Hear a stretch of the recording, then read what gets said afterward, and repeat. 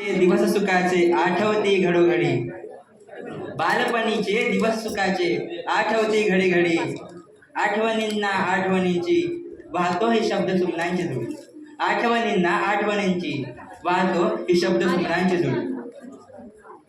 बालपणीचे सखे सोबती आठवणींना अजून झोंबती, बालपणीचे सखे सोबती आठवणींना अजून झोंबती. काही गुरुजन काही सवंगडी, या सर्वांच्या विविध गुणांनी जशी घडवली तशीच घडली आयुष्याची घडी. आणि म्हणूनच म्हणतो शब्द सुमनांची जोडी, आणि म्हणूनच वाहतो शब्द सुमनांची जोडी. 15 जून 2019 मला आजही तो दिवस आठवतोय ज्या दिवशी पहिल्यांदा मी श्री रामेश्वर विद्यालय गोंडगे या माध्यमिक विद्यालयामध्ये माझं पहिलं पाऊल ठेवलं होतं. त्या गेटपासून ते या वर्गापर्यंत वाजत गाजत त्यावेळेच्या 10वीच्या विद्यार्थ्यांनी आमचं स्वागत केलं होतं. मला गुलाबाचं फूल देऊन मणिगिरी सरांनी मला शाळेत आमंत्रित केलं होतं. आणि त्याच दिवशी मी माझं पहिलं पाऊल 5वीच्या वर्गात ठेवलं होतं. खरं सांगायचं तर त्यावेळेला माझ्या एवढा मस्तीखोर मुलगा कोणच नव्हता. मी खूप खोड्या केल्या. आल्या मी प्रणवसोबत बँकवरून भांडलो होतो. त्यानंतर सांगायचं तर आमचे वर्ग शिक्षक मजगे सर यांनी मला सहलमंत्रीपद दिल्यावर पूर्ण शाळेला वाटलेली चॉकलेट ही अजून आठवतात. माझी खोडी सांगायची तर 5वीच्या वर्गात असताना सानिका बरोबर त्यावेळेला मॉनिटर होती, तर तिने फळ्यावरती माझं नाव लिहिलं होतं. मला राग आला. मी तिची वही घेतली आणि तिच्या वहीमध्ये मोठ्या अक्षरात माझं नाव लिहिलेलं. त्यानंतर मी मार पण खाल्ला. आमच्या 5वीच्या वर्गामध्ये जर कोणी पहिल्यांदा CCTV खाली सापडून मार खायचं उद्घाटन केलं असेल तर तो पण मीच होतो. समर्थाला पकडायला गेलो होतो, असा खांद्यावर हात ठेवला आणि सापडलो. तेव्हा पण मी मार खाल्ला होता. आणि ते 3 वर्ष मी अभ्यासच नाही केला, फक्त एन्जॉय केलं. ते 3 वर्ष फक्त मजेचे होते. लॉकडाऊन नंतर मग थोडीशी परिस्थितीची जाणीव झाली आणि मग थोडंसं अभ्यास करावंसं वाटलं आणि अभ्यासावर मन लागलं. आमच्या आठवणी सांगायच्या झाल्या तर आम्ही 8वीत असताना 5 जण एका बँकेवर बसलो आणि बँक तोडून टाकली होती.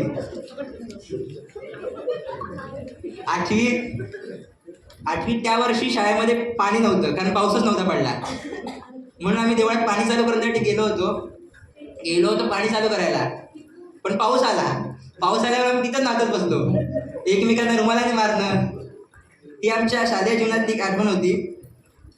9वीत सर्व एकत्र बसून ट्रूथ अँड डेअर खेळणं. दीपक, प्रयोगशाळा आठवते ना?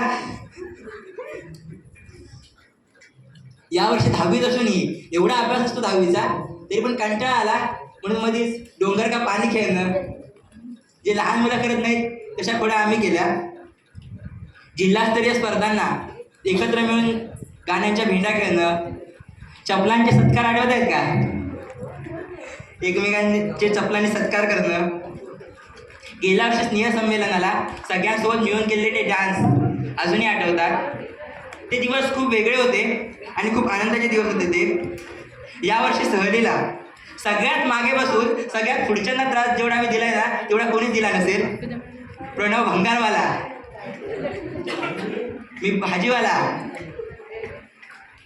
समर्थ आणि धन्या हे वडापाववाले, आणि सम्यक, समर आणि गौरांग हे अरिजित सिंग.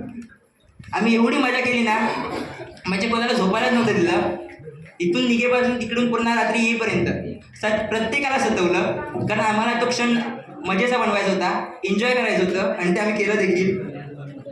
रात्री भूत बनून घाबरवणं. सर्व मुली घाबरल्या होत्या त्यावेळेला. आम्ही भूत बनून इकडून तिकडून फिरत होतो. आणि त्यानंतरला विविध मुलं वर्सेस मुलीचे गेम खेळून एकमेकांना सतवणं, मुलांनी मुलांवर पाणी उडवणं. या सर्व आठवणी कायम लक्षात राहतील. आम्ही गेल्या 2 वर्षात जेवढी मजा केली आहे ना ती आधीच्या 4 वर्षात केली नाही. गेल्या 2 वर्षामध्ये आमच्यामध्ये जी एकता निर्माण झाली ना, जी मेजॉरिटी तयार झाली ती आधी नव्हती. आणि पहिले 4 वर्षात तीच कुठेतरी मिसिंग होती. नाहीतर आम्ही अजून काहीतरी नवीन करून दाखवलं असतं. मी या शाळेमध्ये आल्यावर 1 वर्ष वादविवाद मंत्री तर 1 वर्ष मुख्यमंत्री हे पद भूषवलं आहे. खूप चांगले होते ते दिवस, खूप सुंदर होते. माझ्या जीवनामध्ये या शाळेचे महत्त्व सांगायचं तर या शाळेने मला सगळं दिलं. मी या शाळेचे ऋण आजन्म नाही फेडू शकत. मी जेव्हा या शाळेमध्ये आलो त्यावेळेला मी या व्यासपीठावर लोंबकळून भाषणं करायचो. आता या व्यासपीठापेक्षा उंच झालो आहे. मी या व्यासपीठावर जवळजवळ 150 भाषणं केली आहेत. मला माझी पहिली वक्तृत्व स्पर्धा याच विद्यालयाने दिली. मला माझ्या पहिल्या वक्तृत्व स्पर्धेमध्ये क्रमांक सुद्धा याच विद्यालयाने मिळवून दिला. मला माझी पहिली स्वलिखित नाटिका सादर करण्याची संधी देखील याच विद्यालयाने दिली.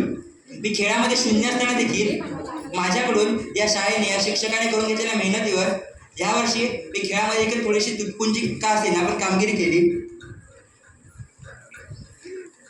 हे सर्व झालं त्या सर्व शिक्षकांमुळे. त्यामुळे एकदा जोरदार टाळ्या सर्व शिक्षकांसाठी झाल्या पाहिजे. अगदी बाहेर आहे त्यांच्याकडे जोरदार टाळ्या पाहिजे. जरा जोरदार वाजू द्या पण त्यांच्यापर्यंत आवाज गेला पाहिजे. यावर्षी पहिल्यांदा मी जिल्हास्तरीय वक्तृत्व स्पर्धेमध्ये प्रथम क्रमांक मिळवला. तो कदाचित मला मिळालाच नसता. याचं कारण काय? कारण मी त्या स्पर्धेला जाणारच नव्हतो. कारण त्या स्पर्धा होत्या रत्नागिरीला आणि इथून रत्नागिरी म्हणजे खूप लांब. एवढा प्रवास करून जायचा आणि नंबर नाही आला तर काय. आणि त्याआधीच मी एक वक्तृत्व स्पर्धा हरलो होतो जिल्हा स्तरावरची. त्यामुळे मनामध्ये कुठेतरी वाटत होतं की नको जाऊया. पण कांबळे सर यांनी मला धीर दिला. एक दिवस आधी मला म्हणाले, नाटेकर चल आपण जाऊया. तू चल तर नंबर नाही आला तर नाही आला काय होतं, चल मी येतो. आणि ते माझ्यासोबत त्यावेळेला आले होते. पूर्ण दिवस माझ्यासोबत थांबले होते आणि त्या वक्तृत्व स्पर्धेला माझा प्रथम क्रमांक आला होता. त्यामुळे त्याचे सर्व श्रेय मी कांबळे सरांना देतो. मला माझ्या आयुष्यात जर कोणी पहिल्यांदा या वक्तृत्वाच्या क्षेत्रामध्ये उतरवलं असेल तर ते मणिगिरे सर होते. त्यांनी मी 8वीत असताना मला पहिल्यांदा या वक्तृत्वाच्या क्षेत्रामध्ये उतरवलं. आम्ही एकत्र 5 वक्तृत्व स्पर्धांना गेलो. त्यांनी वेळोवेळी मला धीर दिला, मला कसं बोलायचं सांगितलं आणि त्यांच्या जीवाची काळजी न करता त्यांची पाठ दुखत असताना देखील ते मला रत्नागिरीला वक्तृत्व स्पर्धेला घेऊन गेले होते. त्यांनी विद्यार्थ्यांप्रती जी त्यांची निष्ठा होती ना ती मी कधीच नाही विसरणार. मी जर कोणाकडून ही वक्तृत्वाची कला शिकलोय ना तर ती कदम सरांकडून. मी जेव्हा 4थीत होतो ना तेव्हा एकदा मी शाळेच्या वार्षिक स्नेहसंमेलनाला आलो होतो. तेव्हा मी यांना बघितलं. कदम सर स्टेजवर सूत्रसंचालन करत होते, भाषण करत होते. मी त्यांना बघितलं तेव्हा माझ्या मनात विचार आला, हे दाढीवाले सर किती सुंदर बोलताय, आपण पण कधी यांच्यासारखं भाषण करू शकू का. त्यावेळेला कधी वाटलं नव्हतं पण आज मी त्यांच्यासोबत सूत्रसंचालन केलं. हा माझ्या आयुष्यातील खूप सुंदर टप्पा होता. ही आठवण कायम माझ्या हृदयात राहील.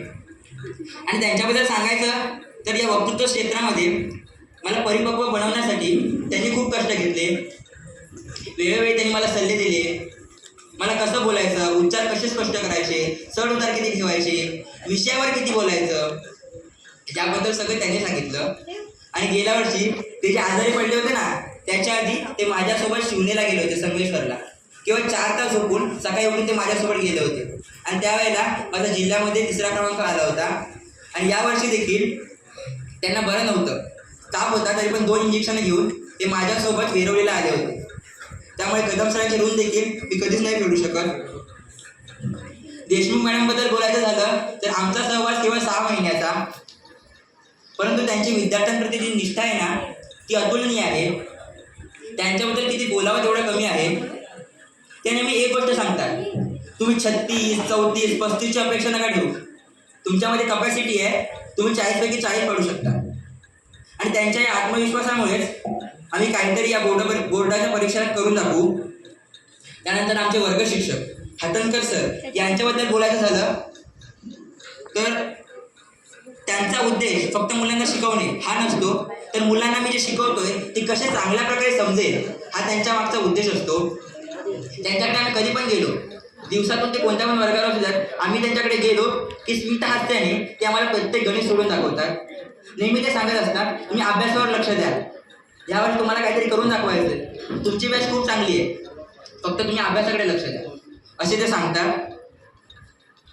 आम्हाला गणित सांगताना कधीच त्यांच्या कपाळावर आठा येत नाही.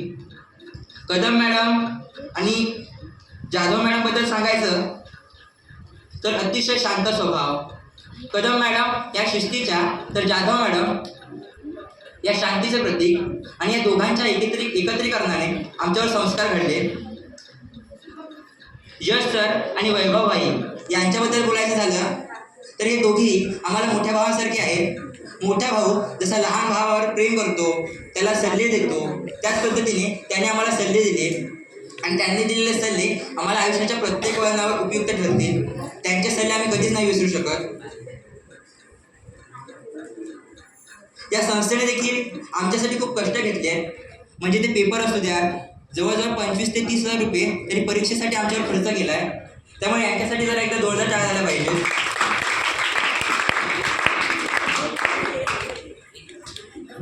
आजचा दिवस खूप भावूक आहे. 6 वर्ष विद्यालयामध्ये राहिलो, तिथला प्रत्येक क्षण एन्जॉय केला, या पटांगणातून उड्या मारल्या, शाळेचा क्रीडा महोत्सव साजरा केला. प्रत्येक वळणावरती या 6 वर्षामध्ये आम्ही खूप मजा केली, मार खाल्ला. 10वीच्या विद्यार्थ्यांना बिर्याणी आठवतच असेल.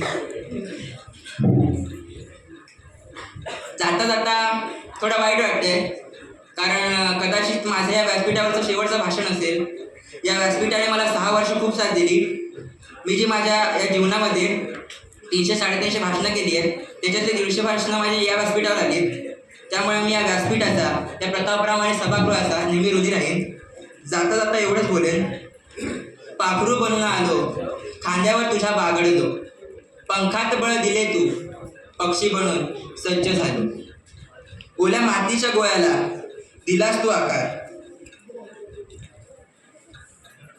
संस्कार घडवून केलेस तू स्वप्न साकार. मायेने वर्ग सजविले झाडून, दुसरे घर मांडून, परके वाटे आज आम्हाला तुला चालवलं सोडून. आईच्या मायेने लाविला जिने लळा, धन्य ती माझी शाळा, धन्य ती माझी शाळा.